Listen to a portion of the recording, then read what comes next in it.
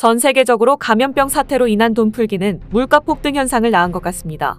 앞서 미국의 1월 소비자 물가 상승률 역시 3달 만에 가장 큰 폭인 6.4%를 기록하면서 전 세계 금융시장에 큰 충격을 줬는데요. 다행히도 최근 들어 미 소비자 물가 상승률이 조금 둔화됐다곤 하지만 여전히 전반적인 물가 상승 흐름은 꺾이지 않아 인플레이션 문제를 안심할 단계는 아닌 것으로 보입니다. 그리고 최근 한국에서도 난방비를 비롯해 공공요금이 잇따라 상승하며 물가 기대 심리를 자극하고 있는 상황입니다. 실제로 가계와 기업이 예상하는 향후 1년간 물가 상승률인 기대 인플레이션이 4%대로 올라서며 5% 안팎의 고물가 흐름이 예상보다 길어질 수 있다는 우려가 나옵니다. 그런데 이와는 비교도 안 되게 살인적인 물가 폭등을 경험하고 있는 국가가 있다고 하는데요. 소비자 물가 상승률이 100%를 넘어서는 초유의 사태가 벌어지고 있는 이곳은 물가 상승률이 매달 신기록을 경신하며 과도한 돈풀기의 부작용을 제대로 겪고 있는 중입니다. 이런 치명적인 살인 물가로 1년 사이 모든 물건 값은 2배가 됐고 결국 온 국민이 고통의 비명을 지르며 SOS를 외치고 있는데요. 그런데 이런 최악의 상황을 벗어나기 위한 유일한 돌파구가 다름 아닌 한국이라고 하는데 이들이 한국만이 살 길이라고 한 목소리로 외치고 있는 이유가 무엇인지 자세히 알아보겠습니다. IMF로부터 구제 금융을 받고 있는 아르헨티나의 최근 물가 상승률이 30년 만에 100%를 넘어섰다는 충격적인 소식이 전해졌습니다. 파이낸셜 타임스에 따르면 아르헨티나의 2월 소비자 물가 지수는 102.5% 상승해 1991년 이후 처음으로 100%를 돌파했는데요. 실제로 아르헨티나는 지난 1년 동안 모든 물건 값이 2배나 폭등할 정도로 살인적인 물가 때문에 온 국민들이 고통받고 있는 중입니다. 이런 아르헨티나의 살인적인 인플레는 러시아 우크라이나 사태로 원자재 가격이 급등한 상황에서 중앙은행이 과도한 금융완화 정책을 펼쳤기 때문으로 분석되고 있습니다. 실제로 아르헨티나는 페르난데스 대통령 집권 3년 동안 시중에 유통된 통화량이 4배나 폭증했는데 설상가상 전쟁으로 각종 수입 물가가 오르면서 치명타가 됐습니다. 상황이 이러자 아르헨티나 정부는 문제를 해결하기 위해 작년 말 1,800개의 생필품 가격을 한시적으로 동결하는 긴급 조치를 내리기도 했는데요. 그러나 아르헨티나의 극심한 경제 변동성을 감안할 때 이런 조치만으로 물가가 진정되기는 역부족으로 보이는 게 사실입니다. 그래서 최근 아르헨티나 중앙은행은 기준금리를 78%로 올리고 물가와의 전쟁을 본격적으로 선포했습니다. 블룸버그 통신에 따르면 아르헨티나 중앙은행은 이달 16일 기준금리를 기존 75%에서 3%포인트 올리며 6개월 만에 추가 인상을 결정했습니다. 수개월 동안 기준금리를 유지해온 가운데 물가가 급등하자 아르헨티나 당국이 추가 대응에 나선 것으로 보이는데요. 하지만 아르헨티나 안팎에서는 역부족이란 평가가 지배적으로 벌써부터 올해 물가 상승률이 작년을 넘어설 것이란 암울한 전망이 줄을 잇고 있는 중입니다. 이런 극심한 인플레이션으로 인한 경제 위기는 심지어 아르헨티나 내에 있는 의사들까지도 생활고로 허덕이게 만들게 할 정도라고 합니다. 살인적인 물가로 기본적인 의식주조차 제대로 보장받지 못하는 건 의사들도 마찬가지로 이런 이유로 최근 아르헨티나의 젊은 의사들이 유럽으로 대거 이주하고 있다는데요. 현지 매체 라니시온에 따르면 실제로 경제위기가 아르헨티나 두뇌 수출의 직접적인 요인이 됐는데 최근엔 의대를 졸업하자마자 해외로 이주하는 젊은 의사들이 급증하면서 심각한 사회 문제로 떠올랐습니다. 재작년에 레지던트를 마치고 독일로 이주한 안드레스 루에만은 돈을 더 벌기 위해 일주일에 3번 당직을 서고 그 다음 날 또 근무를 해야 했다. 월급을 가지고 저축을 하거나 집을 사는 건커녕 월세를 내기에도 부족했다. 며 고향을 떠난 이유를 설명했습니다. 이렇듯 경제적으로 희망이 완전히 사라져버린 아르헨티나에서는 축구 영웅 리오넬 메시를 대통령으로 추대해야 한다는 말이 진지하게 나올 정도로 상황이 아주 엉망입니다. 실제로 아르헨티나의 한 리서치 회사가 여론조사를 진행했는데 아르헨티나 국민 44%가 메시를 차기 대통령으로 뽑겠다는 결과가 나와 충격을 줬습니다. 심지어 올해 대선에 출마 가능성이 있는 정치인들을 포함한 조사에서도 메시의 지지율은 부동의 1위를 기록하며 2022 카타르 월드컵에서 우승을 이끈 메시의 인기가 얼마나 대단한지 알 수 있었는데요.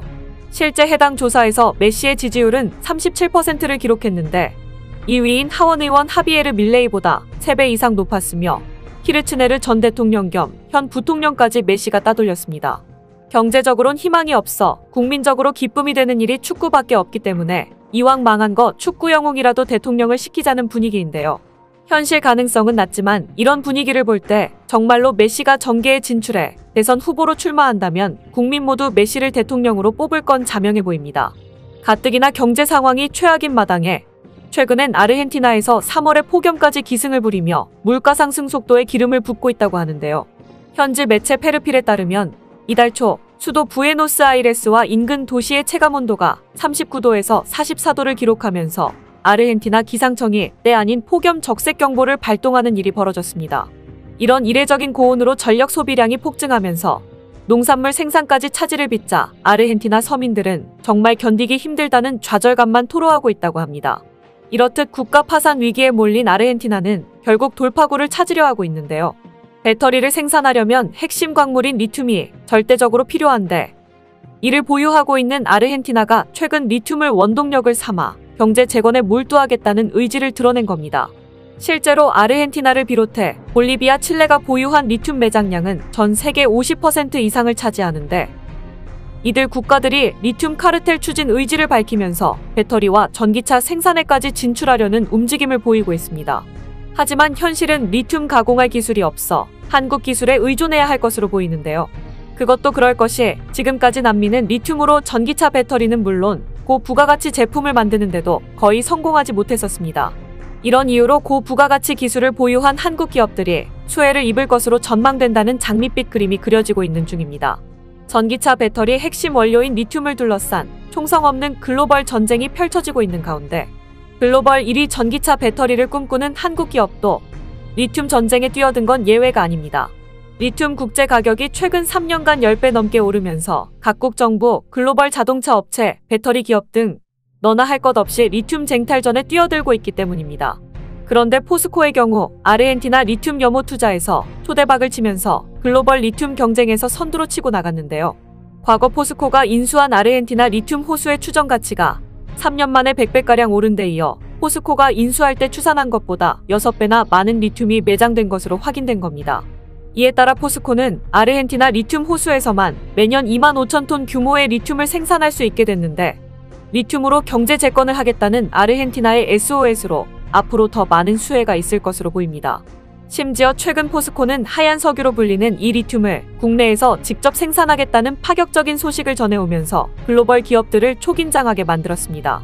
관련 업계에 따르면 포스코는 오는 10월 전남 광양 율촌산업단지에 연산 43,000톤 규모의 수산화 리튬 공장을 준공할 예정으로 올해부터 본격적으로 상업 생산에 들어갈 계획이라고 합니다. 현재 1공장과 2공장을 동시에 건설하고 있으며 이곳에서의 연간 생산량은 전기차 100만 대를 만들 수 있는 어마어마한 양인데요. 이뿐 아니라 포스코는 얼마 전 호주 진달리자원 유한공사와 미 점토 리튬 사업을 위한 MOU를 체결하면서 최적의 리튬 추출 공정 기술을 개발하는 데 힘을 모으기로 했습니다. 이미 포스코는 아르헨티나에 있는 리튬 공장을 가동해 얻은 세계적인 생산 노하우와 기술을 보유하고 있는데 이를 바탕으로 북미 투자를 확대해 나가겠다는 겁니다. 여기에 더해 포스코는 아르헨티나뿐 아니라 미국, 호주, 인도네시아 등 세계 곳곳에 리튬 공장을 넓히며 배터리 원재료 확보에 사활을 걸고 있는 중인데요. 실제로 포스코는 아르헨티나 소그모수 근처에 연산 25,000톤 규모의 수산화 리튬 생산 공장을 짓고 있는 건 물론 뉴칼레도니아에 연산 2만 톤 규모의 니켈 정제 공장을 건설 중입니다. 재작년엔 호주 니켈 광산 업체인 레이븐소프의 지분 30%를 인수하며 리튬 사업에서 유리한 위치를 선점했습니다.